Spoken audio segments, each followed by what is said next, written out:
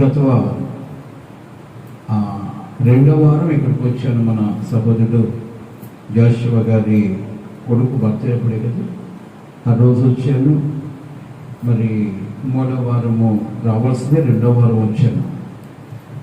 మూడవ వారము మంగమూరుకు వెళ్ళి కాబా దగ్గర బలకారికి ఇచ్చి తెల్లవారు సోమవారం ఒక సహోదరు నాకు ఫోన్ చేస్తే వాళ్ళ ఇంటికి వెళ్ళి ప్రార్థన చేసి తిరిగి వచ్చేటప్పుడు బైక్లో ఒక వ్యక్తి ఫుల్గా తాగేసి నా లెఫ్ట్ సైడ్ బండిని గుద్దేశాడు. పడిపోయాను. పడిపోయిన వాళ్ళకి తెలుసు. తర్వాత ఏం జరిగిందో నాకైతే తెలియదు. కానీ ఒక అరగంట తర్వాత వేరే వాళ్ళు లేపి నన్ను కూర్చోబెడితే ఏం కనపడడం లేదు. నాకు కళ్ళు పచ్చగా అయిపోయినాయి. ఫోన్ చేద్దాం, ఫోన్లు తీసుకుంటే ఎవరి నంబర్ ఫోన్లో కనపడడం లేదు. మరి దానికి నేను బాధపడలేదు, కానీ లేద్దామని చెప్పేసి చెయ్యి పట్టుకుంటే నా చెయ్యి సహకరించట్లేదు. అప్పుడు నేను భయపడ్డాను. ఈ చెయ్యని పని చేయకపోతే నేను బ్రతికుండా కూడా వేస్తాను. వెంటనే ఒక ఆయన పక్కన కూర్చొని పెట్టి నీళ్ళు తాగించి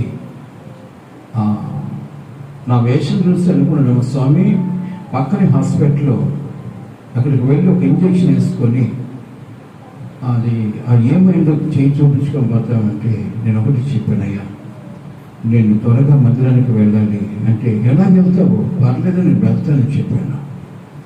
ఈ చెయ్యి పట్టుకుంటే కింద పడిపోతుంది. ఏదో మనం చిన్నగా ఎడచి పట్టుకొని హ్యాండ్ మీద పెట్టుకొని ఎలాగ మందిరం దాకా వెళ్ళానో తెలియదు, కానీ దేవుని కృపను బట్టి అక్కడ దాకా వెళ్ళాను. తర్వాత నాకు అర్థం కాలేదు.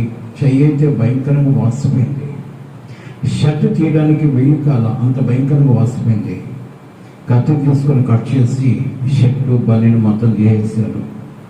కానీ దేవుని మహాకృప, భయంకరమైన వేదనలో కూడా ప్రభువా ఈరోజు ఉదయకాల సమయంలో నేను లైవ్లో వాక్యం చెప్పాలి, నాకు శక్తిని ప్రసాదించు అని చెప్పేసి అంత బాధలో కూడా ప్రార్థన చేసుకొని అలాగే పడుకున్నాను. నిద్రపట్టడం లేదు. భయంకరమైన నొప్పి. ఏదే మనుషులకు కూడా మన ద్వారా అపవాది సిగ్గుపడాలి, కానీ వాడు నవ్వకూడదు. కొట్టు చప్పట్ల. మనల్ని దేవుడు ఎందుకు ప్రత్యేకించుకున్నాడు తెలుసా? తన సాక్షార్థంగా దేవుని మహిమార్థంగా మనం బ్రతకడానికి దేవుడు మనం ఏర్పాటు చేసుకున్నాడు. కానీ ఒక్కొక్కడు వస్తారు, హాస్పిటల్కి వెళ్దామంటారు. ఒక్కొక్కడు వస్తారు, చెయ్యమనైందేమో. కానీ ఎండిన ఎముకలకి చెవునిచ్చిన దేవుడు నా చేతికి కానించిగా, ఇదే నా గోల్. ప్రేమిని వన్నారు. ఎవరెవరో వచ్చి ఏవేవో చెప్తున్నారు, కానీ నేను వెళ్ళడానికి అయితే మనసు రాలేదు. నేను హాస్పిటల్కి వచ్చి వెళ్ళాను. గొప్పవాడని కాదండి. నేను తీసుకున్న నిర్ణయం ఏంటంటే, నా చివరి శ్వాస వరకు కూడా నా ప్రభుకి నేను సజీవ సాక్షిగా ఉండాలనే కోరిక. దేవుని స్తోత్రం. హల్లెలూయా. నా ద్వారా నా దేవుడు, నేను ఏ స్థితిలో ఉన్నా నా దేవుడు మహిమపరచబడాలి. దేవుని స్తోత్రం. హల్లెలూయా. ఈరోజు చాలా మంది నన్ను భరిస్తూ ఉన్నారు. ఏంది పాస్టర్ గారు ఇంత మూర్ఖంగా మరి మీరు అంత దూరం ఒక్క చేతుగా డ్రైవ్ చేసుకుని ఎలా వెళ్తారంటే, నా ప్రభు నా చేతి మీద తన చేతులు ఉంచాడు, నాకు క్షేమంగా నడిపిస్తాడు. దేవుని స్తోత్రం. హల్లెలూయా. ప్రేమల బంధువులు ఎంత దూరం రావడానికి గల కారణం ఏంటంటే, నేను చాలా గొప్పని చెప్పడానికి కాదు, కానీ నా తీర్మానాన్ని బట్టి మీరు కూడా బలవంతులై ఉండాలని కోరిక. దేవుని స్తోత్రం. నాలో ఉన్న తీర్మానాన్ని బట్టి మీరు బలవంతులై ఉండాలి. ఎందుకో తెలుసా? మనం ఏ స్థితిలో ఉన్నా దేవుడు మహిమపరచబడాలి. అన్ని సౌఖ్యంగానూ ఆరోగ్యకరంగా ఉన్నప్పుడు ఆరాధించడం గొప్పతనం కాదండి. నేను పడిపోయి పైకి లేసిన తర్వాత నా దేవుడు నా గుర్తుకొచ్చినప్పుడు ఒక మాట అనిపించింది. ఈ పనికిమాలిన వాడి కొరకు, ఈ పాపాత్ముడి కొరకు నా ప్రభు ఎన్నెన్నో శ్రమను అనుభవించాడు. ఇది పెద్ద శ్రమ కాదు అన్న ఆలోచన ఎప్పుడైతే వచ్చిందో నాలో ఒక ధైర్యము పట్టుదల వచ్చింది. దేవుని స్తోత్రం. హల్లెలూయా. కానీ చాలా మందిని అడిగారు, దైవ సేవకుడు కదా మీరు, మీకు ఇదియో చరగా అన్నా అని అంటే, మన మీద దాడి చేయడానికి ఒకడు ఉంటాడు. ఎవరు వాడు? అపవాది. నిన్ను ఏ క్షణంలో తోసివేయాలో వాడు ప్లాన్ వేస్తూ ఉంటాడు. కాబట్టి వాడు అదును చేస్తాడు, ఏదో ఒక రూపంలో నిన్ను లేపేయాలనుకుంటాడు. కానీ వాడు వల్ల కాదు, గాయపరుస్తాడు, ఇబ్బంది పడతాడు. అట్టి స్థితిలో కూడా దేవుడు మహిమపరచబడ్డప్పుడు నీకు ఆరోగ్యం, ఆశీర్వాదం, ఆయుష్ను కలుగజేస్తాడు దేవుడి. దేవుని స్తోత్రం. హల్లెలూయా. కాబట్టి ప్రియమైన బంధారా, ఈరోజు ప్రపంచం యావత్తు, దేశాలు యావత్తు కూడా అల్లాడిపోతూ ఉన్నాయి. ప్రాణ భయంతో భయపడిపోతూ, ప్రాణ భయంతో ప్రాణాలు గుప్పెట్లో పెట్టుకుని బతుకుతూ ఉన్నారు. ఏ క్షణంలో ఏం జరుగుతుందో తెలియని దౌర్భాగ్యం చెబుతుంది. చాలా మంది నాకు ఫోన్ చేసి, సార్ ఇన్ని మాటలు చెప్తున్నారే, క్రైస్తవులే సిగ్గుమాలిన క్రైస్తవులా? దేవుడు కన్ను మూసుకొని ఉన్నాడా? దేవుడు చూసి చూడకుండా ఉన్నాడా? ఇంత మారణ బాధ జరుగుతూ ఉంటే దేవుడికి కనపడడం లేదా? మౌనంగా ఎందుకున్నట్లు దేవుడు అని చాలా మంది నన్ను అడిగారు. ప్రేమను వలన నేనైతే ఒక మాట చెప్పున్నా, ప్రతి మానవుడు కూడా దేవుని సహాయాన్ని కోరుకుంటే సహాయం చేయడానికి వాడి చేతులు కొలస కాలేదు. కొట్ట చప్పట్ల సహాయం కోరుకోవాలి. ఈ రోజు సొంత ప్రయత్నాలు చేస్తారు.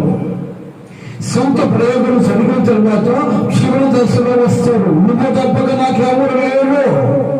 ఏం మొదటి కనపడలేదా? ఆరంభంలో దేవుడు కనపడలేదా నీకు? నిన్ను బ్రతికించుకోవడానికి నా ప్రభు నీ యొక్క మరణాన్ని తను అనుభవించి నీకు జీవాన్ని ప్రసాదించిన దేవాధిపతి నా దేవుడు. దేవుని స్తోత్రం. హల్లెలూయా. కాబట్టి దేవుని బిడ్డ ఈ స్థితి కలిగి ఉన్న విరోధం నాకు తెలిసిన మాట, ఒక మాట చదువుకుందాం. విలాప వాక్యంలో 3వ అధ్యాయము 33వ వాక్యంలో ఒక మాట అంటాడు, చూద్దాం. 3వ అధ్యాయము 33వ వాక్యం, విలాప వాక్యం. త్వరగా లేదా? అంటే ఈ కరోనా కరువు కాలంలో బైబిల్లో ఎక్కడ ఏమన్నాయి వెతికితే కదా, బైబిల్తో దుప్పటి కప్పుకొని దుప్పటి కంటే పూర్ణ దుప్పట్లో కూడా వస్తాడు వాడు. ఎవరుడా?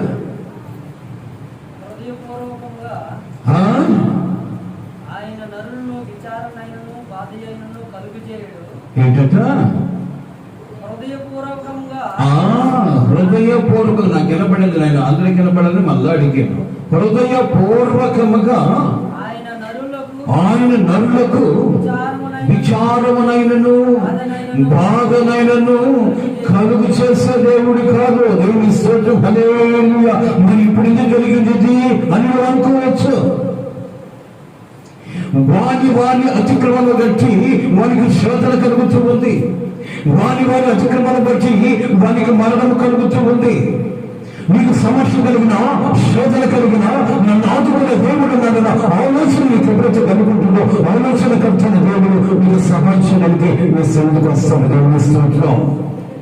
అడుగుతున్నావా, నా దేవుడు నా జీవితంలో ఉన్నాడన్న ఆలోచన ఎప్పుడైనా కలిగిందా? సొంత ప్రయోగాలు చేస్తాం. ఎక్కడికి వెళితే నేను బాగుపడుతానన్న ఆలోచనే కానీ, ఎక్కడికి వెళితే నీ రోగము తొలగించబడుతుందో, ఎక్కడికి వెళితే నీ సమస్య తొలగించబడుతుందో, ఎక్కడికి వెళితే నీవు ఆరోగ్యాలు కలిగి దేవుని మహిమాంతంగా జీవిస్తావో అన్న ఆలోచన ఎప్పుడైతే నీకు కలుగుతుందో ఆదుకోని దేవుడు నీకు సమీపంలో ఆలోచన కలుగుతుంది. ఆయన అంటాడు, నీ తల్లి విడిచినా, తండ్రి విడిచినా, బంధువు విడిచినా, భర్త విడిచినా, భార్య విడిచినా నేను నిన్ను విడువను. దేవుని స్తోత్రం.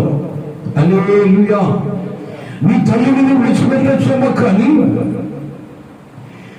ఒక తల్లి తన సంఖ్య బిడ్డని సంఖ్యబిడ్డని మర్చిపోవచ్చేమో కానీ నేను నిన్ను మరువను. ఇంత గొప్ప వాగ్దానం చేసిన దేవుడు ఈ రోజు చూస్తూ ఓడుకున్నాడా అంటే, మరి మర్చిపోయిన దేవుడు నాకు ఒకడు ఉన్నాడన్న ఆలోచన ఎప్పుడైతే కలుగుంటావో, నీ సమస్యను బట్టి ఆయన సన్నిధి కొంచెం బాగుపడతావో, నీ మరణాలకు ఇచ్చిన దేవుడు నిన్ను ఆదుకోవడానికి తన కౌగుట్లో దాచుకుంటాడు. దేవుని స్తోత్రం. ఏమి హల్లెలూయా చెప్పడానికి ఆరాటం ఉన్నట్టుంది మీకు. హల్లెలూయా. దేవుడు ఒక మాట అంటాడు, నీ నోరు బాగుగా తెరువుము, నీ హృదయాన్ని నింపుతానన్నాడు. దేవుని స్తోత్రం. హల్లెలూయా, హల్లెలూయా. నీ దేవుని బిడ్డలారా, ఏ స్థితి కలిగి ఉన్నాం ఈరోజు? ఎవరిని జీవితం విధానం కలిగి ఉన్నాం? ఈరోజు దేవుని నేరస్తులుగా చూడడానికి ఇష్టపడుతున్నారు కొంతమంది. ఎందుకని? దేవుడికి మన్నం చేశామో ఈ స్థితి మాకు కలిగింది, దేవుడికి మన్నం చేసామో ఈ రోగం మాకు వచ్చింది, దేవుడికి మన్నం చేసామో దేవుడు మమ్మల్ని విడిచిపెట్టుడు. ఆయన విడిచిపెట్టుడు కన్నేస్తుని కాదు. నీవు చేసిన వాగ్దానాన్ని మర్చిపోయి తిరుగుతున్నా ఆయన చేసిన వాగ్దానానికి ఆయన కట్టుబడే దేవుడే ఉన్నాడు. కానీ ఆ వాగ్దానం మన జీవితంలో జరిగించగలంటే నీవు ఆయన సహాయాన్ని కోరుకోవాలి, ఆయన సన్నిధిలో రావాలి. నీ సమస్య ఏంటో ఆయనకి చెప్పుకున్నప్పుడు నీ సమస్యను జరిగించి సమాధానంతో నింపడానికి దేవుడు ఇష్టపడతాడు. నేను స్తోత్రం. హల్లెలూయా. ఈ స్థితి కలిగి ఉన్నావు ఈరోజు, ఈ స్థితి కలిగి ఉన్నావు. యాకోబు యొక్క సంతానమైన ఇశ్రాయేలును చూసిన దేవుడు త్వరగా ముగించిపోతున్నాను. యాకోబు యొక్క స్థితిని ఎరిగిన దేవుడు యాకోబుగా ఉన్నప్పుడు దేవుడితో పోరాడి గెలుచుకున్న తర్వాత ఈ రోజు నుంచి నువ్వు యాకోబు కాదు, ఇశ్రాయేలు అన్నాడు. నీ సంతానాన్ని విస్తరింప చేస్తానన్నాడు. ఇశ్రాయేలీలు అంటే దేవుడికి తగని మక్కువ. ఎందుకో తెలుసా? ఇశ్రాయేలీలు అనగా పట్టుదల కలిగిన వారు అని దేవుని స్తోత్రం. అర్థమవుతుందా? క్రైస్తవులు అంటే ఎవరంటే దేవుడితో పట్టుదల కలిగిన వాళ్ళు అని అర్థం. ఎలాంటి పట్టుదల మన చేతిలో ఉందో నాకైతే తెలియదు, కానీ వాళ్ళ పట్ల దేవుని యొక్క ప్రణాళిక ఏంటో చెప్తాం. హోషేయ గ్రంథము 10వ అధ్యాయము 1వ వాక్యం. హోషేయ గ్రంథము. ఇశ్రాయేలు విస్తారముగా వ్యాపించిన ద్రాక్ష చెట్టుతో సమానము. హోషేయ గ్రంథం 10వ అధ్యాయం 1వ వాక్యం చదువునైనా. ఇశ్రాయేలు విస్తారముగా వ్యాపించిన ద్రాక్ష చెట్టుతో సమానము. ఇక్కడ చాలా జాగ్రత్తగా వినాలి. ఇశ్రాయేలు విస్తారముగా వ్యాపించిన ద్రాక్ష చెట్టుతో సమానము. వారు ఫలము ఫలించిరి. వారు ఆశ్చర్యపడుతున్న కొలది వారి బలిపీఠములను మరి విశేషముగా చేయించవచ్చింది. దేవుని స్తోత్రం. హల్లెలూయా. నా వైపు చూడాలి. ఇశ్రాయేలు బహుగా విస్తరించిన ద్రాక్ష చెట్టుతో సమానము. వారు ఫలించుచున్న కొలది, ఫలములు విస్తరించుచున్న కొలది వాళ్ళ యొక్క మనస్తత్వాలు ఏమయ్యంటో తెలుసా? బలిపీఠములు. ఇక్కడ చాలా జాగ్రత్తగా వినాలి. జగదయ్య గారు తలకు పైకి ఎత్తండి. మనకి ఎన్ని బలిపీఠాలు ఉంటాయి? ఏమన్నా మనకు బలిపీఠాలు ఎన్ని? అర్థం కాదు కదా? బలిపీఠాలు ఎన్ని అయ్యా మనకు? ఒకటే. ఎందుకు తెలుసా? మనకు నిన్న నేడు ఏకరీతిగా ఉన్న దేవుడు ఒక్కడే కనుక ఆయనకు కట్టే బలిపీఠం ఒకటే. దేవుని స్తోత్రం. హల్లెలూయా. ఏ క్రైస్తవుడు ఎక్కడ కట్టినా ఒకే బలిపీఠం, ఒకే ఆరాధన, ఒకే స్తుతి. కానీ ఈనాడు అనేక మంది క్రైస్తవులు ఏమంటారు కదా? బలిపీఠములు మరి విశేషముగా కట్టారట. బలిపీఠములు అనగా అర్థం ఏంటి? ఏకవచనం కాదు, ఇక్కడ బహువచనం వచ్చింది. బలిపీఠములు అన్నాడు. ఎన్ని బలిపీఠాలు ఉన్నాయి క్రైస్తవులకి? ఎన్నున్నట్టు గమనించగలగాలి. ఆలోచిస్తే ఏదో నీకు విశేషమైన ఇష్టకరమైన పని నిమిత్తము దేవుని యొక్క మందిరానికి ఎగ్గొట్టడం ఒక బలిపీఠం. నీకు అనారోగ్యత కలిగినప్పుడు దేవుని వైపు తిరగకుండా ఏమిటి లోకం వైపు చూస్తూ, లోకస్తుల వైపు చూస్తూ బ్రతుకు సాధించడమే అదొక బలిపీఠం. నీ భర్త కొరకు, నీ భార్య కొరకు దేవుని యొక్క సన్నిధానం నుంచి దూరమైపోయి ఆ రోజు రేపు వారు వెళ్ళొచ్చులే అనుకుని ఆ యొక్క దినాన్ని దేవుని సన్నిధిలో గడపకుండా మనుషుల మెప్పు కొరకు, మనుషుల మనసు కొరకు వాళ్ళతో తిరగడము అదొక బలిపీఠము. చేసుకొని ఇంటికి వెళ్ళిపోయి ఏ సీరియల్ కాడు, ఏ యొక్క పనికి మాల మాటల కాడు నీ బ్రతుకుని అక్కడ నిలబెట్టడము ఇంకొక బలిపీఠము. నీ మనసు కోరుకున్న దాన్ని వెతుకుతూ దేవుడు నాతో ఉన్నాడు, నాకు సమీపంలో ఉన్నాడు, నా మనసు ఎరిగిన వాడు, నా ప్రవర్తన ఎరిగిన వాడు, నా ఆలోచన ఎరిగిన వాడు అన్న ఆలోచన మనిషి లోకానుసారంగా బ్రతుకుతున్న నీ బ్రతుకు బలిపెట్టు. నాకన్నా మా గ్రామంలో గొప్పవాడు ఉండకూడదు, వాడికన్నా నేనే గొప్పగా ఉండాలి అన్న ఆలోచన నీ మనసులో పుట్టి ఏమిటి దేవుడి పట్ల విధేయత భయభక్తులు లేకుండా బ్రతకడం ఇదొక బలిపీఠము. నీ ఆలోచన క్రమంలో నిన్ను అనేక రకాలుగా వేస్తూ దేవుడికి దూరం చేస్తూ బ్రతుకుతున్న ఆ బ్రతికే అనేక బలిపెట్టులై ఉంటాయి. కానీ ఈరోజు ఇంత విపత్తు కలుగుతున్నా మనిషిలో భయం ఉంది. ఏ భయం తెలుసా? చనిపోతున్న భయం, నాకేమవుతుందన్న భయం. కానీ నిజమైన భయం ఏది అనగా, ఏ స్థితిలో ఉన్నా నా దేవునికి నేను నమ్మకంగా ఉండి భయభక్తులు కలిగి ఉంటే నాకు మరణం సంభవించదు అన్న ఆలోచన కలిగి ఉండడమే నిజమైన భయం. దేవుని స్తోత్రం. ఏ భయం కలుగున్నాడు వేసు దగ్గుచ్చిన పాస్టర్ గారు, గొంతులో నొప్పించిన పాస్టర్ గారు ప్రార్థన చేయండి. పాతానన్న భయము. పాస్టర్ గారు విడవకుండా దగ్గు, జలుబు, జ్వరము రాని మీ దేవుడు నీ పక్షాన ఉండగా నీకు విరోధుడు కొత్త బలంగా చెప్పట్టు. మీ దేవుడు నీ పక్షాన ఉండడానికి విరోధి ఎవరు? నేను బ్రతికి ఉన్నానంటే కారణం నీవేలే, నాకున్న ఆధారం ఆశయం నీవేలే.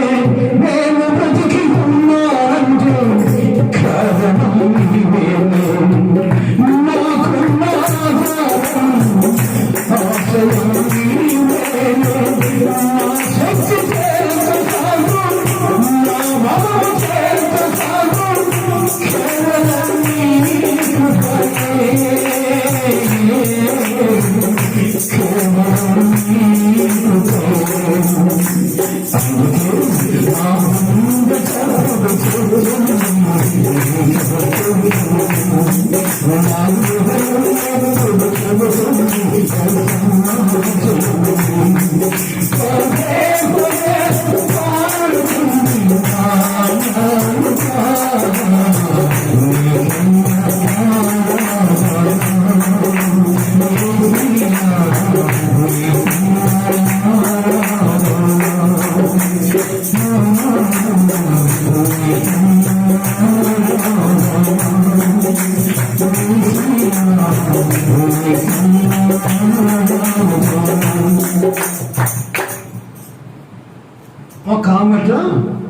ఒక ఆమె ఫోన్ చేసిందట. అమ్మా ఈరోజు బల్ల కార్యక్రమం కదా, మళ్ళా తీసుకొని పోవచ్చు కదా అంటే, అక్కడే అమ్మా అక్క కాడికి వచ్చేసానా. తిరిగే రోజులు కూడా కాదు, ఈ తిరిగే రోజులు కాదట, దాక్కునే రోజులు. నువ్వు దాక్కున్న నువ్వు వస్తావు, నువ్వు బ్రతకాలి. యుగాలు దేవుని కూర్చుపాల్సిన కూర్చోవాలంటే దేవుని కనుక శ్లోకం నువ్వు రావాలి. దేవుని స్తోత్రం కొడుతాం కదా. అమ్మ తప్పదంట కూతురికి, ఇది తిరిగే కాలం కాదంట.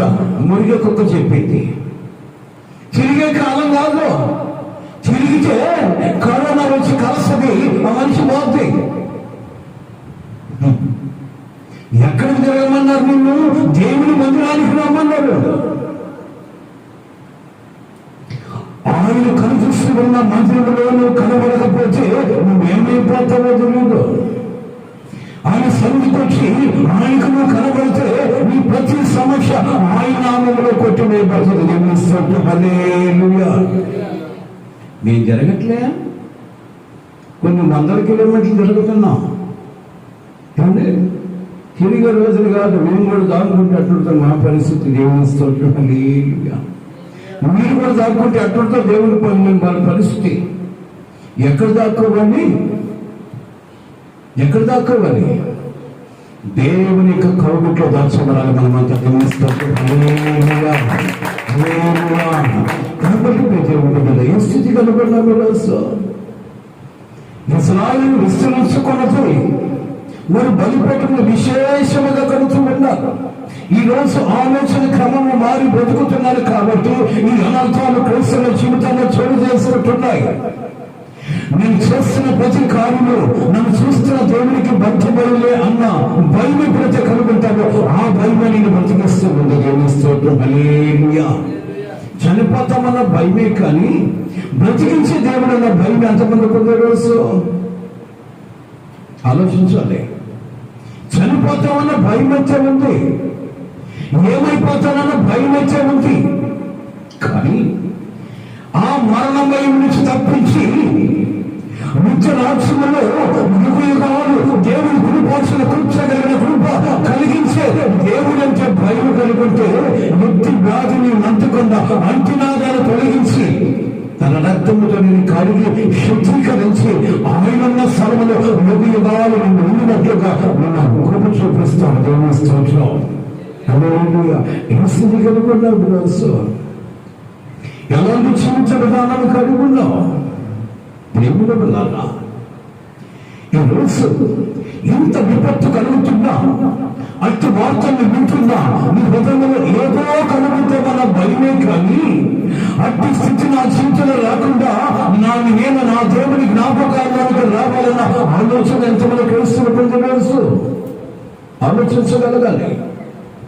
ఇంత విపత్తులు మీ కళ్ళ ముందు కనబడుతున్నా, అనేక దౌర్భాగ్యమైన వేదనకరమైన వార్తలను వింటున్నా, నేను నా భార్య నా భర్త నా బిడ్డలు క్షేమంగా ఉండాలి అంటే ఎక్కడ జరగకూడదు అనుకుంటూ ఇంట్లోనే ఉన్నావు. కానీ దేవుడు అంటాడు,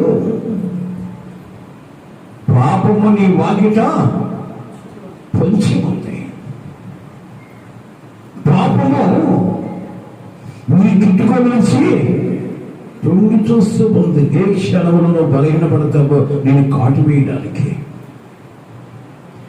ఆ పాపము నుంచి అపవాది యొక్క కనుదృష్టి నుంచి నువ్వు కాపాడబడాలంటే దేవుని యొక్క కనుదృష్టిలోకి నువ్వు రావాలి. దేవుని స్తోత్రం. హల్లెలూయా. హల్లెలూయా. కాబట్టి ప్రేమిని బాలారా, ఈరోజు ఇంత విపత్తు కలుగుతూ ఉన్నా మనుషుల భయం అయితే ఉంది కానీ దేవుని భయం అయితే లేదు. దేవుని భయం ఎప్పుడు కలుగుతుంది? చివరి దశలో కాదు. నేను తీసుకున్న ప్రతి తీర్మానంలో కానీ, నా ఆలోచనలో కానీ, నా మాట తీరులో కానీ, నా చూపుల్లో కానీ, నా ప్రవర్తనలో కానీ నా దేవునికి మరుగు చేయబడింది ఏమీ లేదు అన్న భయం ఎప్పుడైతే నువ్వు కలిగి ఉంటావో అట్టి భయమును బట్టి నువ్వు బ్రతికించబడతావు. అందుకు ఒక మాట్లాడాడు కదా, భయము కలిగి పాపము. ఇప్పుడు ఒక మాట అంటాం మనం, నాకు తెలిసి పాస్టర్ గారు, నాకు తెలిసి నేను ఏ పాపం చేయలేదు అని చెప్పేవాడు చాలా మంది అంటారు. ఈ మాట మాట్లాడంటే అంత పలికి మళ్ళీ ఇంకొకటి లేడని నేను ఇచ్చి చెప్తాను. దేవుడితో మాట్లాడాడు కదా, నీలో పలికించి చూడగా దినమునకు, నేను చెప్పాలి, నీలో పలికించి చూడగా ఒక దినమునకు, పాస్టర్ గారు పెద్ద చెప్పేమో నీలో పలికించి చూస్తే ఒక దినమునకు 1,00,000 తప్పులు నీలో చూపించగలట. కానీ దేవుని ప్రేమ అట్టి అతిక్రమణ నుంచి తొలగించగలుగుతూ ఆయన ప్రేమలో కొనసాగిపోతున్నావు. ఎందుకు తెలుసా? ఏ రోజుకైనా నా వైపు తిరగతానన్న ఆలోచన దేవునికి ఉంది కనుక. కానీ నువ్వు విస్తరిస్తున్నావు, ఆశీర్వదింపబడుతున్నావు, ఆరోగ్యంగా ఉన్నావు, అన్ని కోణాల్లో ఆనందిస్తున్న కొలది ఏదో చెప్తారు కదా, ధనం ఇచ్చినా ఏం ఆవులు ఇస్తున్నారు రాత్రి బల పేదలు మేమే అంతలా వాగులు పెట్టుకుంటుంది. ధనం ఇచ్చినా మాధవ్. దేవుని స్తోత్రం. ఈరోజు పైపించి ఏదో కాస్త టాలెంట్ పెరిగిందనుకో క్రైస్తవులకి, అహంకారం పెరిగింది. అహంకారం పెరిగిన తర్వాత ఎవరిని లెక్కచ్చు? నీకు దేవుడే లెక్క అంటాడు. దైవ సేవకుడన్న భయం మీరు కాదు, మీరు మంచివాడు. దేవుని స్తోత్రం. హల్లెలూయా. దైవ సేవకుడన్న భయం లేదు, దేవుడన్నా భయం లేదు. అందుకని ఎప్పుడు పత్రికలకు మాట్లాడే కదా, మొదటి పత్రికలో కంటికి కనబడుతున్న నీ సహోదరుని ప్రేమించలేని వాడిని కంటికి కనబడిన నన్ను నువ్వు ఎలాగ ప్రేమించగలవో దేవుని స్తోత్రం. హల్లెలూయా. కాబట్టి ఇప్పుడు దేవుని బిడ్డ ఏ స్థితి కలిగి ఉన్న బిడ్డోత్సవం, ఎలాంటి జీవిత విధానం కలిగి ఉన్న బిడ్డోత్సవం, చేతులు జోడిస్తున్నా. నీకున్నది ఒకే బలిపీఠం, నీకున్నది ఒకే ఆలోచన. ప్రభు నన్ను చూస్తాడన్న ఆలోచన, ప్రభు నన్ను చూస్తాడన్న ఆలోచన మరిచినప్పుడు రకరకాల ఆలోచనలు హృదయంలో పుడతాయి. దానిని బట్టి దేవునికి నువ్వు దూరమైపోతావు, మనుషులకు చేరువై ఉంటావు. మనుషులకు ఎప్పుడైతే చేరువై ఉంటావో దేవుడికి దూరమైనట్టే. మనుషుల మాటలు ఎప్పుడైతే నువ్వు విన్నావో దేవుడి యొక్క శాపాలను అనుభవించక తప్పదు. మాకు చెప్పదా, దావీదుకు ఒకరోజు దేవుడి యొక్క వర్తమానం వచ్చింది. దావీదు విడిచిపెట్టబడ్డ యెహోవా మందసాన్ని నీ పొలమును తీసుకోవచ్చునమని దేవుడికి చెప్పి, దాన్ని ఎలాగ తెస్తావో తెలుసా, యాజకులతోనూ లేవీయులతోనూ మోతకర్ల మీద తీసుకురమ్మన్నాడు. వెళ్ళాడు, యాజకులతో లేవీయులతో కలిసి వెళ్ళాడు, మేడతాళాలతో వెళ్ళాడు. అక్కడికి వెళ్ళిన తర్వాత ఆ గ్రామం పెద్ద ఒక ఆయన మాట చెప్పాడు, అయ్యా మేము ఏవమ్మో సభమ్మ ఎడుచుడు ఇట్టు తను మాదిరిగా ఎడుచుడు, అయినా కానీ మీకు భయం అనేది రావట్లేదా? ఒక పక్క తొల్లిస్తా ఉన్నాడు. ఒక చిన్న మాట చెప్తాను ఈ మాట ముందు. మానవుడు చాలా శ్రేష్టమైన వాడు, అవునా కదా? మానవుడు చాలా శ్రేష్టమైన వాడు. ఎందుకో తెలుసా? సమస్తాన్ని దేవుడు నోటి మాటలలో సృజించి మనిషిని మటుకు తన పరిశుద్ధమైన చేతులతో అలంకరించుకున్నాడు. దేవుని స్తోత్రం. ఈరోజు మన బ్రతుకు యావత్తు కూడా దేవుడి యొక్క ఆలోచనే. దేవుని ఆలోచన చాలా పవిత్రమైంది. ఆ ఆలోచనతో ఎప్పుడు మనం బ్రతుకుతున్నాం. కానీ ఈరోజు అనేక మంది వ్యాపారంలో చుట్టి ఇసురు కొడుతున్నారు. అగ్ని గంధకాల్లో అగ్ని మండించి దాంట్లో ఇసురు కొడుతున్నారు. పొడిచి కాలుస్తూ ఉన్నారు. ఎందుకు వచ్చిన దౌర్భాగ్యమైన జీవితము అంటే యెహోవా పట్ల భయం లేకపోవటం వల్ల. కొట్టు చప్పట్ల. ఎందుకు కొట్టమని మీకు తెలియదు కానీ కొట్టారు. ప్రభుని పల్లెగా ఈరోజు దేవుని పట్ల భయం లేకపోతే నిన్ను కాటు వేయడానికి వాడు ముందుకు వస్తాడు. నిన్ను ఏదో ఒక రకంగా ఇరికించి దేవుని ప్రేమ నుంచి దూరం చేసి మరణానికి నిన్ను అప్పగించడానికి వాడు ఇష్టపడతాడు. ఈరోజు పవిత్రమైన మానవుడు అపవిత్రత కలిగిన వాడుగా ఎన్నుకున్నాడంటే దేవుని సహవాసానికి దూరం అయితే అపవిత్రుడై ఉంటాడు. దేవుని స్తోత్రం. అట్టి వాడిని ఎప్పుడు అపవాది కాటు వేస్తుందో, ఎప్పుడు అపవాది వరిస్తుందో తెలియదు. మహాభక్తుడైన దావీదు, దేవుని హృదయానుసరుడైన దావీదు దేవుని మాట ప్రకారము బయలుదేరాడు. అక్కడికి వెళ్ళిన తర్వాత అక్కడ ఊరి పెద్దల్లో ఒక ఆయన, అయ్యా కొత్త బండి చేశాము, కొత్తగా ఎద్దులు కొన్నాము, ఇప్పటికి వాటికి ఏ పని చేయలేదు. దేవునికి ఏదో ఒక పని చేసిన తర్వాత సొంత పని చేసుకుందాం అనుకున్నాం. ఎలాగైతే నేను మనసారం మోయడానికి ఎందుకయ్యా నా బండి ముందు పెడదాం, కొత్త బండి కొత్త ఎద్దులు దాని మీద పెడదాం, పొరమాలు తీసుకుపోతాం అని చెప్పిన తర్వాత నిజమే కదా అనుకున్నాడు. జాగ్రత్తగా వినాలి. నిజమే కదా అనుకొని మనసును తీసుకువెళ్ళి బండి మీద పెట్టాడు. బండి తోలుతూ ఉన్నాడు. ఆ బండి మీద పాపం ఆ పెద్దాన్ని కొడుకు ఒకటి కూర్చున్నాడు. ఎందుకని ఆ మనస్సానికి కాపలే కదా, కాపలా కూర్చున్నాడు.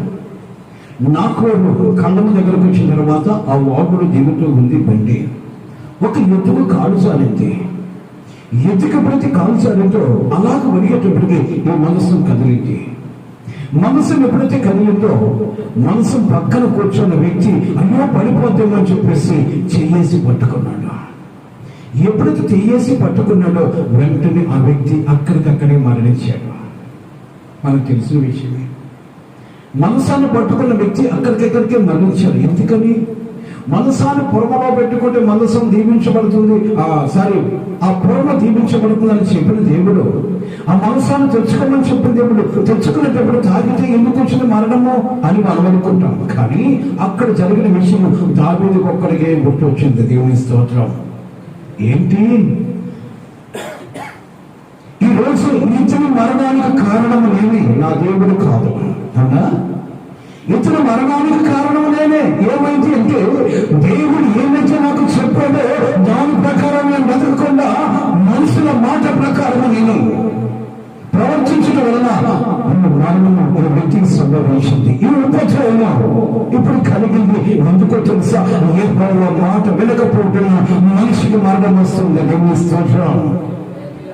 ఇక్కడ అర్థమైంది ఏంటంటే దేవుని మాట వినకపోతే మనిషికి మరణం వస్తుంది, లేకపోతే చనిపోడా అంతే అనుభవం. ఈ లోకంలో చనిపోయే ప్రతి మరణము కూడా తాత్కాలిక మరణము, శారీరక మరణము అంటారు. దీన్ని భౌతిక మరణము. నీవు మన్నువు గనక తిరిగి మన్నైపోతావు. నీలో ఉన్న ఆత్మ నాదు గనక అది నా దగ్గరకు వస్తుంది. ఆత్మకు చావు లేదు. కానీ దేవుని మాట ప్రకారం బ్రతికిన ప్రతి ఆత్మ కూడా దేవుని కుడిపార్శ్వంలో కూర్చుంటుంది. దేవునికి వ్యతిరేకంగా బ్రతికిన ప్రతి ఆత్మ కూడా అది చావదు, నిత్య మరణము పొందవిస్తూ యుగాలు అగ్నిలో కాలకు తప్పదు. ఈరోజు చిన్న బలహీనత వచ్చిన, జలుబు చేసిన, జ్వరం వచ్చిన, దగ్గు వచ్చిన, ఏమిటి కళ్ళు మంటలు వచ్చిన, ఏదో నాకు వచ్చేసిందన్న భయముతో బ్రతుకుతున్నావే. కానీ చనిపోతున్నాను భయముతో బ్రతుకుతున్నావు. కానీ ఈ చావు ఏదో తెలుసా? శారీరకమైన చావు. దేవుని మాటలు ధిక్కరించి చనిపోయే చావు, యుగ యుగాలు చేస్తూ బ్రతికే చావు. ఆ చావు నుంచి తప్పించమంటే దేవుని చిత్తానికి నువ్వు నిలబడాలి. కొట్టు చెప్పట్లా. దేవుని చిత్తానుసారం మన జీవితాలను జీవించడానికి ఇష్టపడుతున్నావా? నీ మనసులో పడుతున్న ఆలోచన ప్రకారం బ్రతకడానికి ఇష్టపడుతున్నావా? ఈ రోజు నీళ్ళు వాక్యం చెప్తున్నా నేనైనా కావచ్చు, నీ సేవకుడైనా కావచ్చు, ఇక్కడ ఉన్న మన ప్రతి బిడ్డలు కావచ్చు. వాక్యం చెప్పడం గొప్పతనంగా కాదు, కానీ వాక్యాన్ని సరైన బ్రతకకపోతే నా బ్రతుకు కూడా అగ్నిగంధకాల మధ్య మానవ తప్పదు. దేవుడు ఏమైతే వాగ్దానము చేశాడో, ఏ మాట ప్రకారం బ్రతకమని చెప్పాడో ఆ మాట ప్రకారం బ్రతకకుండా నీ మనసుకు వచ్చిన బ్రతుకుతున్న బ్రతుకుని బట్టి నువ్వు మరణించిన తప్పదు. ఆ మరణం ఎక్కడో తెలుసా? నీ ఆత్మ చావదు, అగ్ని చల్లారుతా. ఎంత తెలుసుకోనా భయభక్తి లేని జీవితం జీవిస్తున్నారు ఈరోజు మనుషులు. క్రైస్తవులు ప్రేమను వల్ల చేతులు జోడిస్తూ ఉన్నాను. ఏ స్థితి కలిగి ఉన్నామో ఆలోచించాలి. ఎలాంటి భయం కలిగి బతుకుతున్నామో ఆలోచించాలి. వాక్యం వెలువడుతున్న కొలది, వాక్యాలు వింటున్నప్పుడు ఎక్కడో కలిగిన భయం లాగా ప్రవర్తిస్తాం. వాక్యం దాటిలోనే ఆ భయం అంతా కొట్టివేయబడి లోకం వచ్చి వ్యక్తులు కూర్చుంటుంది. మన ఈరోజు మనుషులకి అది కాదండి. దేవుని మాట పట్ల ఎప్పుడైతే భయం కలిగి ఉంటామో ఆ భయమే నన్ను బ్రతికిస్తూ ఉంది. దేవుని స్తోత్రం. హల్లెలూయా. దేవుడు చెప్పాడు, మీరు బతుకుగా విస్తరించిన ద్రాక్ష చెట్టుతో సమానులు, మరి విస్తరించిన మా పరిస్థితులు ఎందుకు అయ్యాయి అని అనుకోవచ్చు. ముగించబోతున్నాను. ఒక మాట చూద్దాము. అదే హోషేయ గ్రంథము 8వ అధ్యాయము 2వ వాక్యం.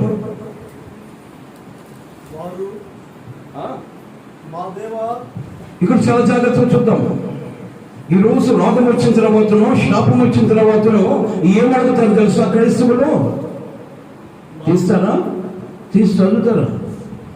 మీరు అక్కడ కూర్చున్న తర్వాత కావాల్సిన మరలా అడగండి. ఆ రెఫరెన్స్ కావాల్సిన ఇస్తారు. చాలా జాగ్రత్తగా చదవండి. ఇవి ఏమంటాడు చూద్దాం. రోగం వచ్చిన తర్వాత, కుటుంబంలో సమస్య వచ్చిన తర్వాత, ఇబ్బంది వచ్చిన తర్వాత, ఎవరి వల్ల కాకుని పరిస్థితిలో వైద్యులు కూడా మా వల్ల కాదు అన్నప్పుడు మనసులో పుట్టే ఆలోచన ఏమైందో చూద్దాం. వారు మా దేవా,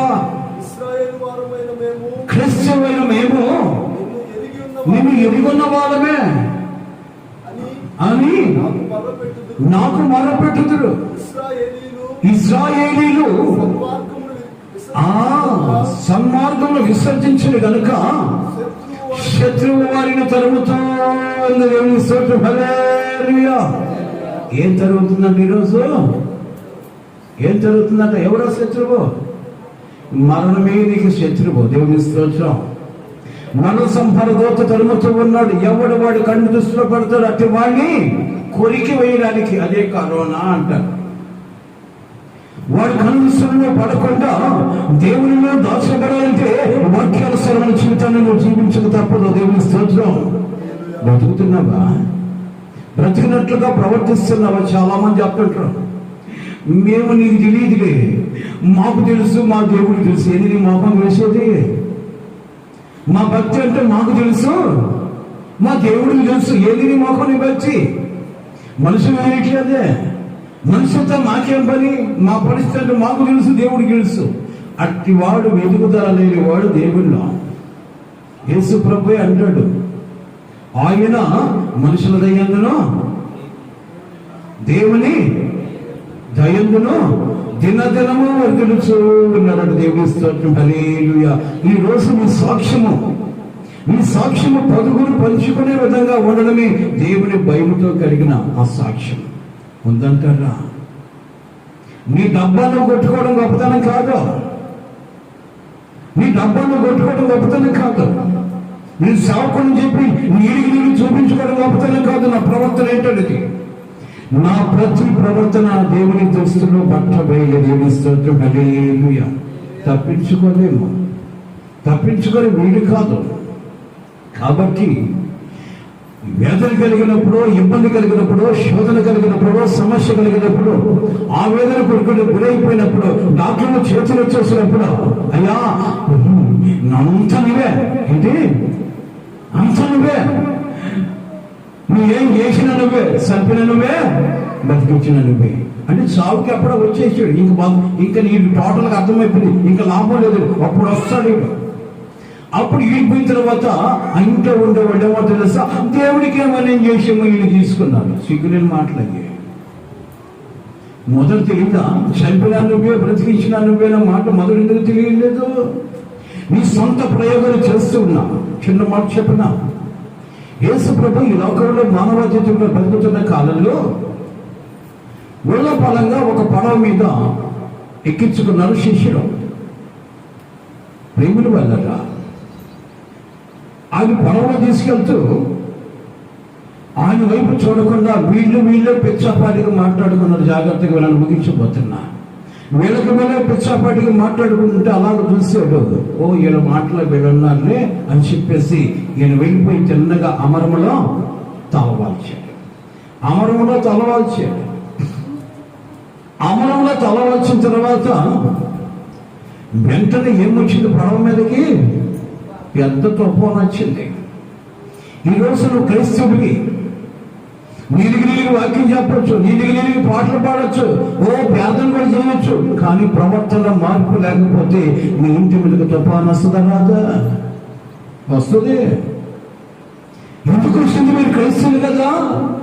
ఎందుకు వచ్చింది కర్మ? మాకు దేవుడేమో అన్యాయిస్తున్నా, దేవుడు కళ్ళు మూసుకున్నా చూడడం లేదా? ఆయన వైపు చూసినప్పుడు నీ వైపు ఏం వస్తాడు? దేవుని స్తోత్రం. హల్లెలూయా. హల్లెలూయా. ప్రియుల వల్ల పడవలో ఉన్న యేసు ప్రభు పడవలో ఉన్నాడని తెలుసు కూడా ఊపిరి వచ్చింది. అలాగే నీ ఇంట్లో యేసు ప్రభు ఉన్నా నీ ఇంటి మీద కూడా కరోనా వస్తుంది. దేవుని స్తోత్రం. హల్లెలూయా. రాగల భ్రమంలో ఉన్నావేమో, రాకుండా ఉండాలంటే నీ ఇంటికి అధిపతి నా ప్రభువు ఉండాలి. కొట్లు చెప్పట్లేదు. నీ ఇంటికి అధిపతి నా ప్రభువు ఉండాలి. యెహోవా ఉన్న ఇంట్లో రోగమైనను శాపమైనను ఉండదు అన్నాడు. దేవుని స్తోత్రం. హల్లెలూయా. యెహోవా ఉన్న ఇంటిలో, నీ ఇంట్లో ఏముందో నాకే తెలియదు కానీ యెహోవా ఉన్న ఇంటిలో రోగము కానీ శాపము కానీ రాదు. సాయంకాలం అయితే ఏమేమి ఓపెన్ అవుతాయి మన అల్లులో మనకు తెలియదు. Time pass. కరోనా వచ్చింది కాబట్టి ఈ కరోనాకి టైం పాస్ కోసం రకరకాలైన ఇంక మీకు తెలిసిపెట్టదు. రకరకాలైన టీవీలు కాడికి వస్తుంది, సీరియల్ చూసి సిగ్గుమాలిన క్రైస్తవులు బుద్ధి జ్ఞానాలు ఉంటే ఇప్పుడైనా ప్రార్థన చేసి మీ బ్రతుకుని దేవుడికి అప్పగించుకుంటారు. కానీ భయం లేదు. ఎప్పుడు దొల్లించబడతావో తెలియదు. ఆ స్థితిని బ్రతకలేక రాకమునిపే దేవుని పట్ల భయం కలిగి బ్రతకడానికి ఇష్టపడే దేవుని స్తోత్రం. హల్లెలూయా. ఏ స్థితి కలిగి నా బిడ్డ ఈరోజు? నేను తప్పించబడుతున్నానులే అనుకుంటున్నావేమో. బైబిల్ చదివినంత మాత్రం చేత వాడు భయపడ్డావు. వాడికి కూడా తెలుసు బైబిల్ చదవడం. ఏమండి, పాట పాడినంత మాత్రం చేత పాట పాడాడే అని భయపడేవాడు కదా. వాడికి కూడా తెలుసు పాటలు పాడు నీకన్నా బాగా పాడేవాడు వాడు. అవునా కదా? నీకన్నా బాగా పాడతాడు. మహాగాన గంధర్వుడు వాడు. పేరే గాన గంధర్వుడు. వాడికి బైబిల్లో ప్రతి అణువణువు తెలుసు. నీకు నాకే తెలియదు నాయనా. కానీ వాడికి తెలియదు ఒకటి, ప్రార్థన. ప్రార్థన ప్రార్థన అంటే అర్థం ఏంటి తెలుసా? యాచించడం. యాచించడం అంటే వాడికి ఇష్టం లేదు. అందుకని ప్రార్థన శక్తి కలిగిన వాడిని వాడి కాటు వేయకుండా పారిపోతాడు. కొట్ట బలంగా చేపట్టిన ప్రార్థన శక్తి కలిగి ఉండాలి. ప్రార్థన పట్ల అవగాహన కలిగి ఉండాలి. ప్రార్థన ఆత్మతో నింపబడినప్పుడు కరుణ కాదు కదా, వాడు బాబు కూడా నీ దగ్గరకు రాకుండా దేవుని కాపుదల చుట్టూ ఉంటుంది. దేవుని స్తోత్రం. హల్లెలూయా. ఓకే, మనసాన్ని బండి మీద పెట్టారు. మనసు మీద మన పక్కన కూర్చున్న వాడు మనసు మీద చేయి వేశాడు, చనిపోయాడు. దావీదుకి అర్థమైంది యెహోవా ఉగ్రత మన మధ్యకి దిగి వచ్చింది. హల్లెలూయా. ఈరోజు ఈ ఉగ్రత దేవుని మాటకి లోబడకపోవటం వల్ల, ఈ మరణ కాండ యావత్తు కూడా దేవుని మాటకి లోబడకపోవటం వల్ల చిన్న బాధ కలిగినప్పుడు దేవుని విమర్శిస్తూ ఉంటాం. రోమపత్రికలో ఒక మాట ఉంటాడు కదా, ఓ మనుషుడా నీ దేవుడని యెహోవాని ప్రశ్నించడానికి నువ్వే పాటి పాడివి? ఉందా అధికారము? ఉందంటారా? ఈరోజు పలికి మాలమ్మ సుబ్బమ్మ వాక్యం వినమ్మా, ఎలకాల్సి చూసుకుంటామేంటి? పిల్లశాస్త్రాలు బాగా నీకు ఇంకా దేవుని స్తోత్రం. అబ్బా, వయసు పెరిగింది కానీ బుద్ధి పెరగలేదు నీకు. దేవుని భయం ఏమేసింది మీ నంతుడు? ఒక పక్క కారణం వచ్చి కనస్తున్నా సరే, ప్రభువా నన్ను అరవనే ఇవ్వకుండా భయంతో బ్రతకాల్సిన నువ్వు పిలకాల్సిన చూసుకుంటున్నావే. వయసుకి మించిన పని చేయకపోక, వయసుకు తగ్గ పనులు చేయి. దేవుని స్తోత్రం. హల్లెలూయా.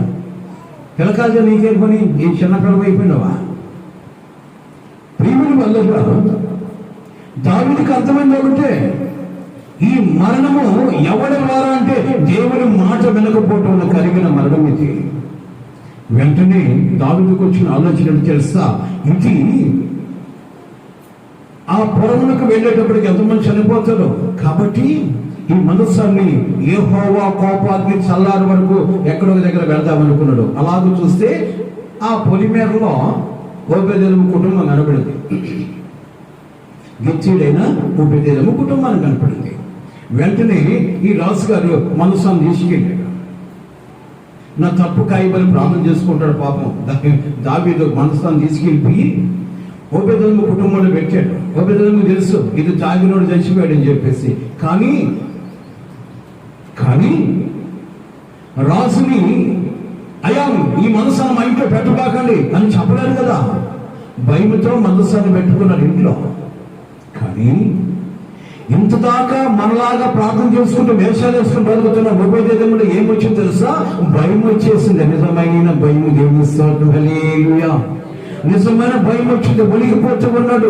మనసాన్ని చూసినప్పుడు వణుకు వచ్చేస్తుంది. ఈ రోజు కదా కరోనా పట్టిన వ్యక్తిని చూసి మనం కలవరం చేసినట్టు. దేవుని స్తోత్రం. హల్లెలూయా. కరోనా వచ్చిన వ్యక్తిని చూసి మనకు కలవరం చేసి కలగడం వణుకుతుంటాం కదా. ఆ విధంగా ఓబేదేదోము కుటుంబంలో ఓబేదేదోముకు వచ్చింది కలవరం. దాన్ని తాకితో చనిపోతాడు. ఈ మనసాన్ని తీసుకొచ్చి నా ఇంట్లో పెట్టాడు. మరణం మన ఇంటికి వచ్చేసి ఇప్పుడు నేనేం చేయాలి అర్థం కావట్లేదు. భార్యకి చెప్తావు బుద్ధిగా మరణాన్ని తీసుకొచ్చి ఉంటే పెడతావా అంటదేమో. బిడ్డలు చెప్పినా తెలుసారేమో. ఇప్పుడు దాన్ని కాదు నా ఇంట్లో ఉంచబాకంటే దావీదు ఏమని చేయొచ్చు? రాజు కాబట్టి ఇప్పుడు ఏం చేయాలో దావీదు పట్ల భయం కలిగింది, మరణం పట్ల భయం కలిగింది. ఈ రెండు భయాల మధ్య బతుకుతూ ఉన్నాడు. మనసాన్ని తీసేయమంటే ఒక భయం, మనసాన్ని తాకితే ఒక భయం. ఈ రెండు భయాల మధ్య బ్రతుకుతున్నాడు. ఇప్పుడు మరణం నుంచి తప్పించబడంటే నాకు సహాయకుడు ఎవడు అనుకొని ఆలోచిస్తున్నప్పుడు దీనికంతటికి ఆపద నుంచి మరణం నుంచి తప్పించడానికి సహాయకుడు నేను ఆరాధిస్తున్న ప్రభు అక్కడే కటకముందా. నేను నమ్ముకున్న దేవుడు అక్కడే నా మరణం నుంచి తప్పించగలడు అని ఆలోచించిన ఉపయోగంలో మోకరిని ప్రార్థిస్తున్నాడు. ఏమని? ఎంతకాలంగా అయ్యా నా భార్యని కాపాడు, నా బిడ్డను కాపాడు, నా తల్లిదండ్రులు కాపాడు, నేను చేసిన ఉద్యోగాన్ని ఆశీర్వదించాడు, అధికారులతో మీరు మాట్లాడండి, నాకు ఇబ్బంది లేకుండా చూడండి అని చేస్తున్న ప్రార్థన ఇప్పుడు ఏం చేసింది తెలుసా? మలుపు మారింది. ఏంటి మలుపు మారడం అంటే, మనసును చూసిన ఇతనికి బ్రతుకాలన్న ఆలోచన కానీ ఆశల మీద ఆలోచన పోయింది. ఇప్పుడు ఆలోచనలన్నీ పోయినాయి. అంతకుముందు అయ్యా పాపకి మంచి భర్తను చూడయ్యా, పాపని ఎవరు ఏమనకుండా బిడ్డను చూసుకుని భర్తను తెచ్చి అని ప్రార్థన చేయొచ్చేమో. అయ్యా నా కొడుకు ఇంజనీర్ కావాలన్న ఆలోచన కలిగి ప్రార్థన చేయొచ్చేమో. ఇప్పుడు ప్రార్థనలన్నీ మారిపోయి ఇప్పుడు ఒకటే ప్రార్థన. ఏంటి? మనసు ముందు మోకరిల్లి, ప్రభువా ఈ మరణం నుంచి తప్పించడానికి సమర్థులు మీరు, నా కుటుంబానికి మరణం రాకుండా కాపాడు ప్రభువా, నీవు తప్పక వేరొకరు నాకు ఆశ్రయమో లేదు అని మొరపెడుతూ ఉన్నాడు. వేరొక ప్రార్థన లేదు. ఇప్పుడు ఏం ప్రార్థన? మరణము నా కుటుంబానికి రాకూడదు, మరణంతో నేను సంపాదించబడకూడదు, మన సంపాదన నా ఇంటికి రాకుండా ఉండాలంటే నీవు నా కుటుంబానికి కాపలా ఉండాలని ఉపయోగం ప్రార్థిస్తూ ఉన్నాడు. ఈ ప్రార్థన యెహోవా ఆలకించాడు, దేవదూతను పంపించాడు. ఎవరో భూలోకములు నా కొరకు మొరపెడుతూ ఉన్నాడు, ఆ సహాయాన్ని కోరుకుంటూ ఉన్నాడు. ఎవరో అంటే దేవదూతలు అంటారు. ప్రభా, అప్పుడప్పుడు ప్రార్థన చేసేవాడు చాలా మంది ఉన్నారు. ప్రభా నీకు 3 గంటలకు జాతర టీవీ సీరియల్ అయిపోయిన తర్వాత బైబిల్ పట్టుకుని కొనుగొన ప్రార్థన చేసేవాడు కొంతమంది ఉంటారు. ప్రభా సీరియల్ అయిపోయిన తర్వాత సిగ్గుమన్నాడు, మీరు కాదు మీరు వచ్చేవాడు. సీరియల్ అయిపోయిన తర్వాత కొంతమంది బైబిల్ చదివాడు ఉంటారు, పలికమన్నాడు. వాళ్ళ కళ్ళు లోయి కాకులు లేక దేవుని స్తోత్రం. నాటకాలు ఇవన్నీ, ఇట్టి నాటకాలు కాదు దేవుడికి కావాల్సింది. యథార్థవంతుడు యెహోవాకిస్తుడు దేవుని స్తోత్రం. హల్లెలూయా. నువ్వు చేసే విజ్ఞాపన యథార్థమైనదిగా ఉండాలా, మనఃపూర్వకమైనదిగా ఉన్నప్పుడు నీ మరాలకించి దేవునికి సహాయం చేయడానికి ఇష్టపడతాడు. ఉపయోగం ప్రార్థన యెహోవాని కదిలించింది. పలివాడు వచ్చాడు. ఆయన విజ్ఞాపనలో ఏముందో తెలుసా? మంచి ఆరోగ్యము, మంచి పొలమింపు, మంచి కారు, మంచి డబ్బు ఇవి అడగట్లేదు. నేను బ్రతకాలి, నా బిడ్డలు బ్రతకాలి, నా భార్య బ్రతకాలి. ఇదే బ్రతుకుని కోరుకుంటూ ఉంటే దేవదూత దేవునికి వర్తమానం పంపిస్తూ ఉంది. దేవా, ఆ వ్యక్తి ప్రార్థన ఏంటో తెలుసా? అతను బ్రతకాలి అని కోరుకుంటున్నాడు. బ్రతకాలి అని నువ్వు అన్నావు కదా, చాలా మంది ప్రార్థన చేసే ఉన్నాడని, కానీ నాకు మనఃపూర్వకంగా చేసే ప్రార్థన వాడు చేస్తున్నాడు. నేను బ్రతికించాలి ప్రభువా. వాడు బ్రతకాలని చాలా కావాలా, వాడు అవన్నీ అడగల, బ్రతుకు కావాలని కోరుకున్నాడు. కాబట్టి ఈ లోకంలో వాడు జీవించినంత కాలము, నేను ఇచ్చిన ఆయుష్కాలం వాడు బ్రతకాలంటే వాడు బ్రతకడానికి ఏమేమి కావాలో సమస్తము సమకూర్చమని చెప్పాడంట. దేవుని స్తోత్రం. హల్లెలూయా. కొట్టి చప్పట్లో.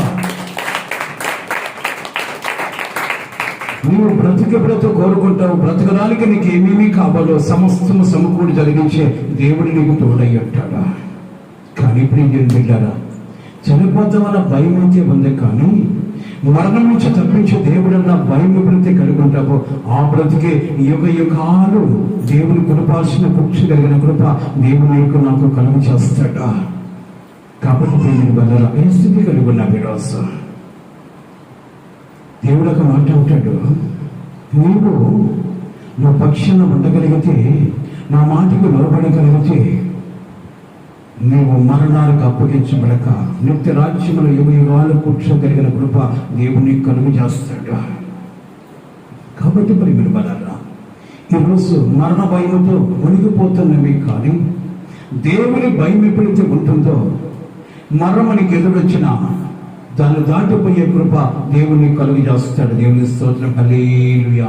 ఏ స్థితి కలిగి ఉన్నా, ఎలాంటి జీవితాన్ని కలిగి ఉన్నా, చేతులు జోడిస్తూ ఉన్నాను. ఈరోజు భయం ద్వారా చాలా మంది ప్రాణాలు కోల్పోతూ ఉన్నారు. భయం ద్వారానే ఎవరికో ఆక్సిజన్ అందరూ చనిపోయాడని చెప్తే నాకు కూడా ఇబ్బందిగా ఉంది, నాకు కూడా ఏదైనా అయిపోతుంది. తప్పకుండా అయిపోతాయి. నీకు ఊపిరి పోస్తే దేవుడు ఉన్నాడన్న ఆలోచన ఎప్పుడైతే కలిగి ఉంటావో ఆ రోగములను విడిచిపెట్టి పోతే నీకు దీర్ఘాయుడు దేవుని కలుగు చేస్తాడు. అట్టి కృప దేవుని కలుగు చేయను గాక. చిన్న ప్రార్థన చేసుకుని వరకరాకంలోకి వెళ్దాం. స్తుతికి కారణభూతుడా, సర్వశక్తిమంతుడా, మీకే స్తోత్రాలు చెల్లిస్తున్నాం. చివరి దినాల్లో ఉన్నాం. మీ రాకడలో అనేక సూచనలు జరుగుతాయని చెప్పారు ప్రభా. అనేక సూచనలు జరుగుతూ ఉన్నాం. మా హృదయాలను భయం లేకుండా బ్రతుకుతున్నాం. అట్టి భయాన్ని మా హృదయంలో కలుగు చేసి మీ రాకడకు సిద్ధపాటు కలిగి మేము నిత్య రాజ్యములు యుగ యుగాలు చూపించిన కృప చూపించమని మమ్మల్ని అందరూ మీ చేతులకు అప్పగించుకుంటూ యేసయ్య శ్రేష్టమైన నామములో అడిగి వేడుకొనుచున్నాను తండ్రి. ఆమేన్.